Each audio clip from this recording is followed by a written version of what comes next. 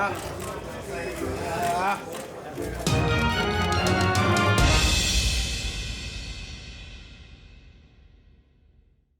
Lomachenko beats Luke Campbell in his own backyard. What up, Fight World? It's your boy Ego, and I'm back with some more boxing. Make sure you smash the like button. Also, subscribe to the channel for the latest and greatest in boxing. I want to give my post-fight thoughts on Lomachenko versus Luke Campbell. As you guys know, on my post-fights, make sure you smash the like button if you like what I'm doing. Hit the subscribe button. I told you guys to get ESPN Plus. Use the link below for all the future ESPN Plus needs. I'm an affiliate that helps the channel. And hopefully you guys listen or either have that app already, because this was a very good fight. Very, very good fight. I like fights like this because it tells you about the fighters in this particular fight. And I thought this was a good fight. Very competitive. I didn't actually score it, but I would have given it to Lomachenko because Lomachenko, he had better championship rounds. Like they're both two gold medalists. Loma's obviously a two-time gold medalist. Luke Campbell was a one-time gold medalist. But, you know, when it came down to it, Lomachenko just had a bit more sustained intensity and ferocity in the championship rounds. He hurt Campbell a couple of times. Very good work from Lomachenko in those championship rounds to really kind of solidify it, because other than that, he was in a very tough and competitive fight, you know, but I think he pulled away there. The scorecard seemed a bit wide to me. Again, I didn't score it, so I have to kind of revisit it. There were some of the rounds that were debatable. Like round 2 was almost an even round. Round 1, I gave to Luke Campbell. You know, I don't have everything scored. Sometimes I do like a hybrid where I'll start scoring it, and then when the fight gets too good, you know, I'm just like, fuck that, because I just want to watch and be able to, you know, give some commentary on what I see. Follow me on Twitter at Boxingego. But it started off, I like what, let's start for the good with Campbell. The good with Campbell is I like what he was doing early. He kind of used at range, and he was just keeping punches out there. And his length and height and stuff gave Lomachenko issue. And he was throwing some good shots. He landed some power shots, even one in the first or second round. I think it was the first round. He caught Loma with the temple shot, and Loma had to respect it. But I think where Luke Campbell, the bad for him is towards the championship rounds where the fighters flatten out and people get tired, fatigue sets in. I think Loma, his experience at the higher level had shown, because he just had a bit more zest and, you know, pizzazz in his performance at the end. I do think, based on what I've seen from this is my no cap, I think Luke Campbell could have beat Lomachenko, but he would have had to make some different adjustments. He looked confident, but as he started to flatten out, he seemed like he didn't leave it all on the table to me, you know. And it's weird because there's two compartments for that. Some guys don't leave it all on the table because of lack of heart. I don't think that's the case for Luke Campbell. I don't think he didn't show heart. I think he definitely did show heart, but I don't think he left on the table where he was, you know. You got to understand, Lomachenko is the ESPN favorite. This is the guy they're praising, and he has a fidgety, energetic, like really rambunctious and hyper style. So when the quality thing that Lomachenko does that I noticed is he's able to explode. If he has you hurt, you know, he gets that cat-like reflex going on, and he'll pounce on you and he'll explode, and that looks good to the judges. So he's very seasoned when it comes to that, and it's very overwhelming for the opponent. You know, oh damn, this dude's all over me. It was like this pace and this ebb and flow, and then now all of a sudden the guy you know, jumps on you, and he's like trying to jump, and that's where he gets some of the angles and different stuff when he explodes like that. But I don't think Campbell left it off on the table. I think he could have won. I mean, it was very close. He would have had to make a couple adjustments. I think his adjustment, from what I seen, was you did the outboxing thing, and you landed good power shots in between that, like kind of being the counter puncher and stuff. But he should have switched it on and then made it like Lamont Peterson versus Amir Khan. I think that's the adjustment that could have been made, where he had to just take it to him. You know, high risk, high reward. You know, there's a chance Lomachenko could catch you, but there's also a chance that you can push and want it harder.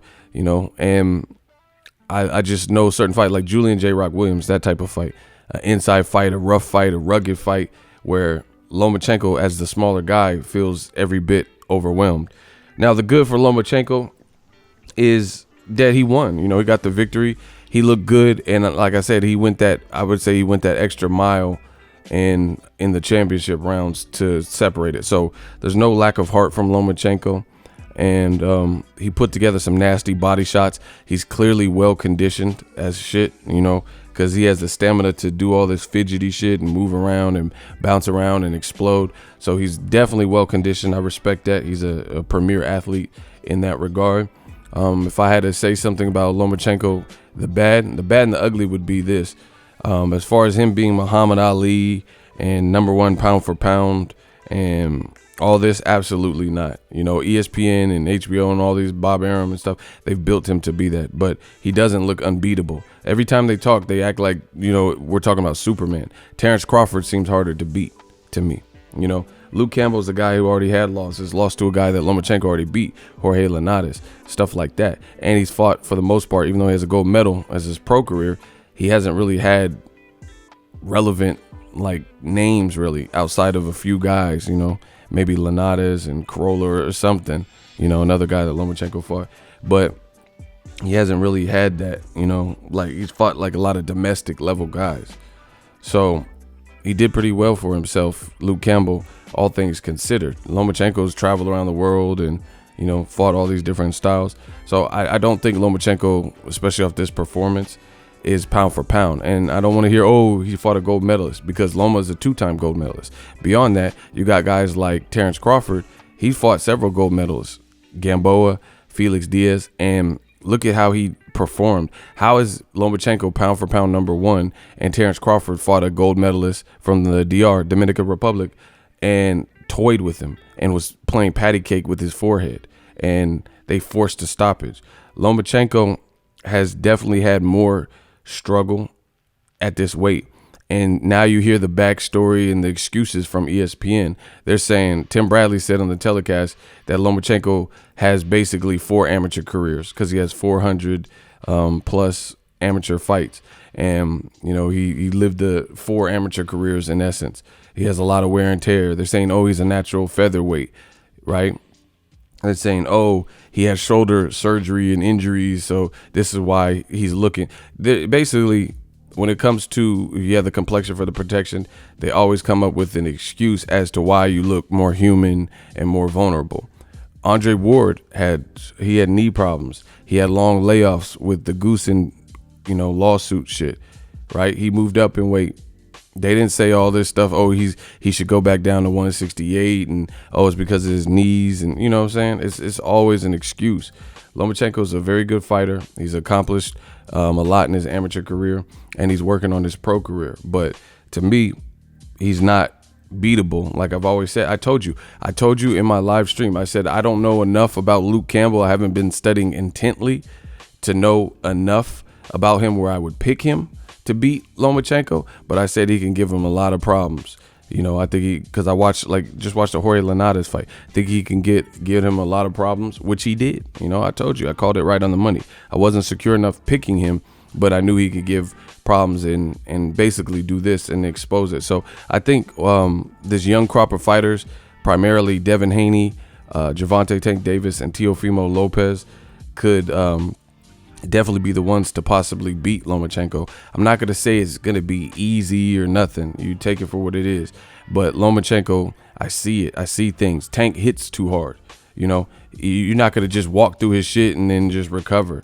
And he's aggressive. And he's also a southpaw. And so is Luke Campbell. And you look at this fight, all these angles and stuff that Lomachenko is supposed to have, he does it more often with right hand fighters. That's where his footwork looks like wittier and crazier, because in the world in general, there's more right handers than there are left handers. Like my whole family, I have a family of 5, and my sister is the only one who's left handed out of all of us. You know what I'm saying? So the left handers, southpaws, are the minority, and you've seen that Lomachenko had issue, you know, getting off, and he's fighting more kind of a more flat-footed style and kind of bouncing in and using it as he can. You know, similarly, you got to make certain adjustments when you fight certain things. When Floyd Mayweather is fighting southpaws, A lot of time he'll do the high guard, and he's not going to use the Philly shell standpoint for, you know, the Pacquiao fight, for large chunks of the fight. He might use it somewhat, but he's not going to use it, you know, for the bulk of the fight, because Pacquiao's best punch is his straight left hand. So, you know, lines you right up there for that, you know, in that trajectories. But that's one thing that Lomachenko, I don't know if Jorge Linares, I got to look it up, I don't remember, but southpaw with a certain style, I think could give him a lot of issues. And Gervonta Tank Davis could be that style. Very aggressive. You know, the thing is, you got to punch with Lomachenko. You got to punch with him and break him down, and not let him take these little rallies, because he's very good at that. When he sees you wounded, you know, shark in the water, when the shark sees and smells blood and shit. So Lomachenko's a good fighter, but that's my thoughts. All in all, is a very good fight. Very good fight. We've been spoiled almost with boxing. You know, Kovalev Yard, and this fight, Maurice Hooker versus Jose Ramirez. We've seen a lot of quality fights. Julian J. Rock Williams, Hurd is up there for me too. You know, a lot of great fights. This was good, competitive. I think Luke Campbell did better than people expected. This is kind of what I expected. You know, it's been a bad year for British boxing, between Joshua losing, Dillian White dealing with his failure, drug test failure, and the scrutiny from that. No B sample. Anthony Yarde stepped up, just lost to Kovalev. Luke Campbell lost in his backyard. You know, it's been a rough year for British boxing, for rematch room, stuff like that. But Katie Taylor, I thought she lost too in her last fight. Good fight, you know, all in all, good fight. I just don't see Lomachenko as being #1 pound for pound or unbeatable, but it was a good performance. And I will say this, I learned more from Lomachenko in these types of fights than 1,000 Mariaga, you know, moving up in weight and fighting guys like Anthony Corolla, because he was tested, and I enjoy it because I got to see it. It's kind of like Anthony Yarde. Anthony Yarde, before he fought Kovalev, we didn't really know what his gas tank was. He was stopping guys, you know. But then you fight a world-class person like Kovalev, you get to learn a bit more about his character, because there's only one way to show it, you know, and that's fighting that level. So when Yarde stepped up, even though he lost, I have more respect for what he does, because I got to see it matched against someone that I think is a respectable champion in Kovalev. And that's the same thing. I learned more about Luke Campbell tonight, and I learned more about Lomachenko in this type of fight, because this was kind of a battle of wills, and Lomachenko edged that. I still think the scorecards were a bit wide for Lomachenko, but I think he pulled it out in the championship rounds. Let me know what you guys think. Drop your thoughts in the comment section.